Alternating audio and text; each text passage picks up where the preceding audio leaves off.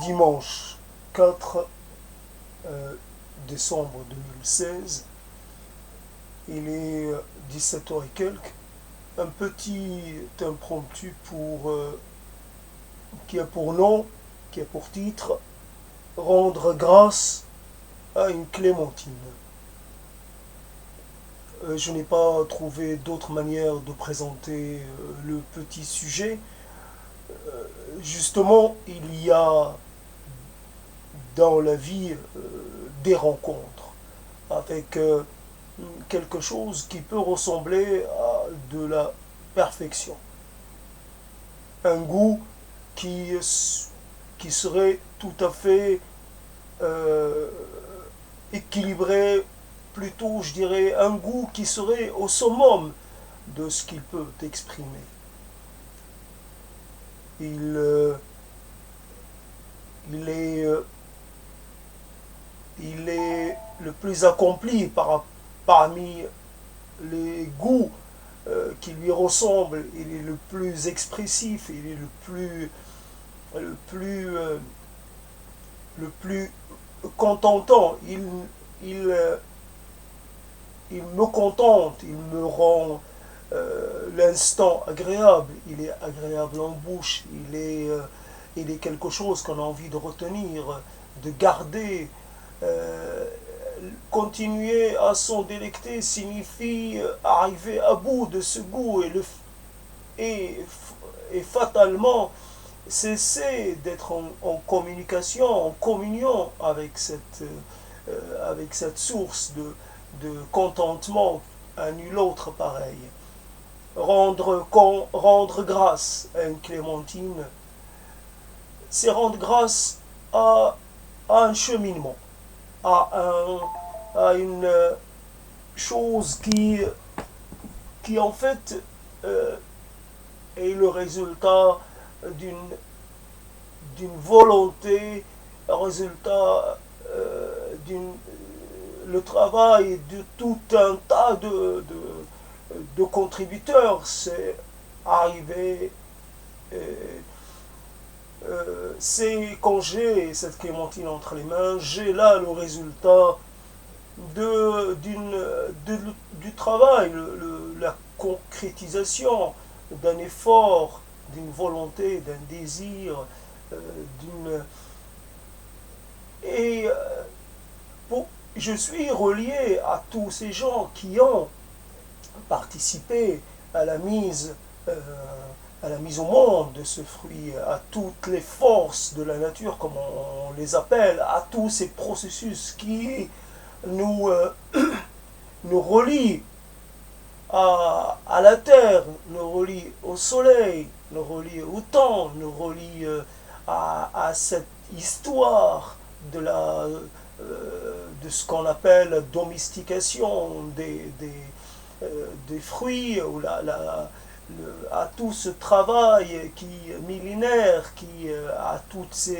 à ce voyage qu'a fait ce fruit pour arriver jusqu'à nous. C'est du pays qui lui a donné naissance, puis ce voyage relativement long, mais qui s'accélère à notre époque. Et cela est comment dire, c'est quand j'ai ce fruit entre les mains, je suis en face d'un petit miracle ou d'un miracle tout court.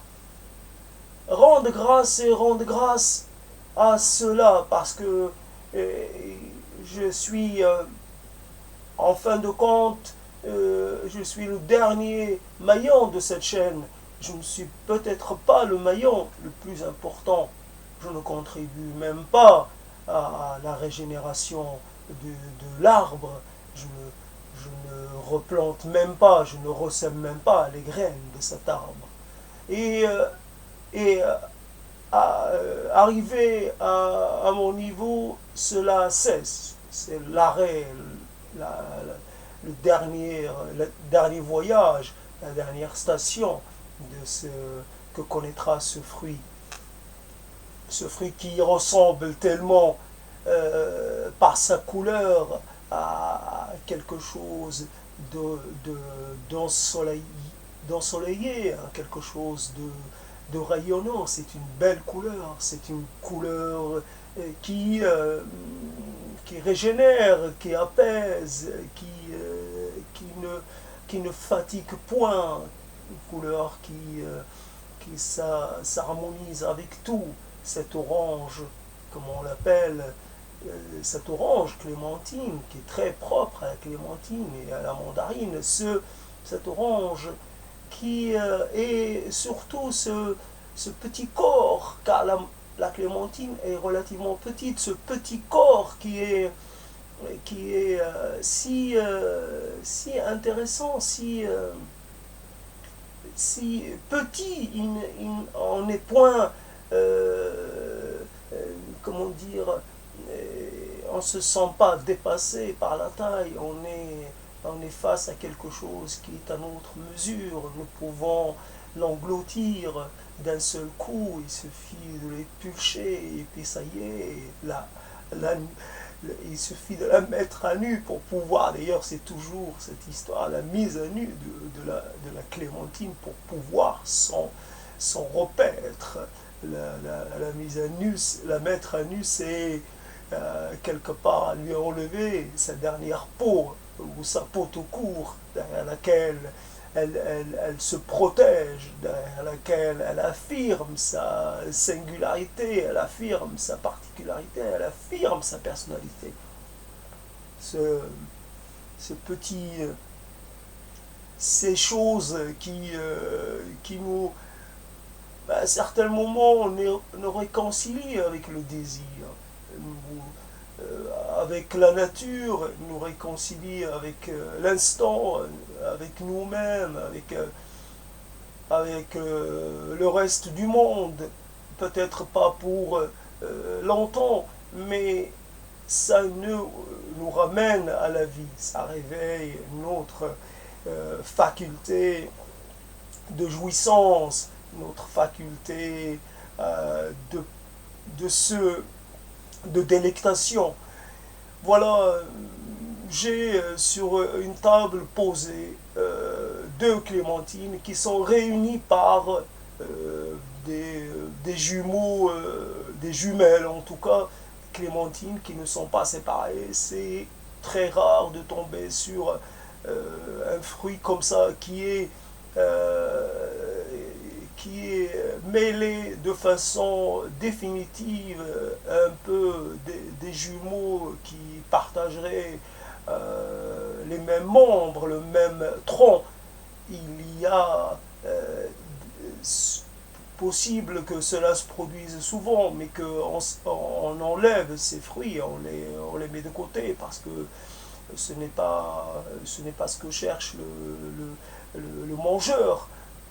En tout cas, j'en ai un entre les mains et j'en ai deux, donc une jumellité qui je l'ai entre les mains. Je n'ose évidemment point la consommer, j'ai peur qu'elle se gâte, mais autrement je voudrais la garder éternellement. Comme cela, c'est très singulier et nous aimons aussi les choses singulières quand elles sortent un peu de l'ordinaire, sortent de l'attendu. Quand une pomme de terre a une forme particulière, une forme de cœur ou autre, nous aimons plutôt la regarder que de l'utiliser dans nos potages ou autres. Voilà, c'est rendre grâce. Et en fait, à une clémentine, mais en fait, rendre grâce à tout ce qui nous revivifie, en fait. Quand à un moment, on se sent fini, on se sent euh, absent à sa propre vie, on se sent on est un peu rattaché à la vie, même par ce biais-là. Et quelques instants, nous sommes vivants, nous sommes mangeurs, nous sommes, euh, euh, nous sommes agissants, nous sommes appréciateurs, nous sommes goûteurs, nous sommes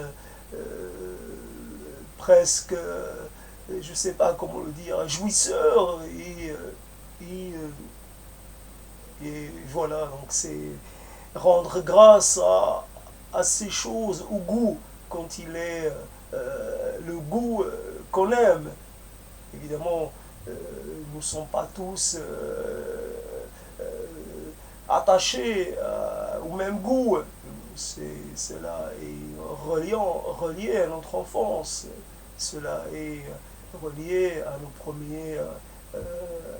premières impressions, notre premier marquage. Et nous sommes aussi dans ce marquage, mais nous partageons aussi un goût assez universel euh, pour les choses qui se présentent de façon équilibrée, de façon accomplie à nos papilles, comme quelque chose et qu'elle soit dans l'ordre qui ne soit ni amer ni acide, qu'elle soit plutôt dans l'ordre un peu de sucré. Quand il s'agit de l'acide ou de la mer, là on est un peu plus dans la difficulté, dans la différence, là où on se différencie. Mais rendons grâce à ces choses parce que à leur variété, rendons grâce au travail de la nature, des plus petits êtres jusqu'à nos semblables, rendons, euh, rendons grâce à tous ces processus complexes et infiniment fragiles. C'est, nous sommes, nous pouvons nous réjouir de quelque chose, nous ne sommes pas assurés de l'avoir la saison d'après. C'est cela, c'est un rendez-vous qui peut ne pas se renouveler. Et rendons grâce quelque part à la vie en fait, tout simplement, euh, quand, elle, quand elle est teintée de belles choses, de belles rencontres, de belles impressions, quand il y a du contentement, quand il y a de la satisfaction, oh, de la satisfaction de toute simple, rien de bien méchant, rien de bien grandiose. Nous ne cherchons pas les plaisirs extrêmes, nous ne cherchons pas le plaisir dans dans la consommation effrénée, c'est juste un petit plaisir, mais plein, dense et évocateur, et riche de toutes les évocations qu'il suscite en nous.